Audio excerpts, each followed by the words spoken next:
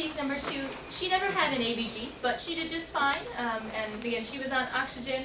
She had, this one's put in here for Dawn mainly, she had duodems that caused severe jitteriness. And I came back in the next morning and she was like, please take me off these things. And so we tried changing her to half-strength albuterol nebulizers, and sure enough, we solved all her symptoms. She felt much better, and she did fine with that. So we never used Openex. And then she did slowly improve over the next few days. Her medications were tapered. She was switched all over to oral medication. Now she was still, she had a lot of COPD teaching. Again, she was the one that didn't have the diagnosis before she came in. So she had a lot of practice also using an albuterol MDI with the spacer and all those things. Now, she kept needing oxygen, and we got her up and walked her around a few times and tried several times, and she definitely qualified for home oxygen. But she really didn't want that.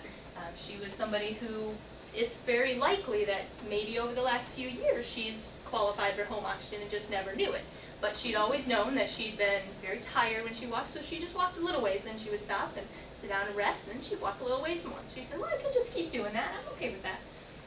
We couldn't convince her to try the oxygen even for a little while, but she did get her vaccines, and she said she would never smoke again. So I don't know how that's going. I'm hoping that she really did never pick up her cigarettes anymore. But so she went home also with her 24, 48-hour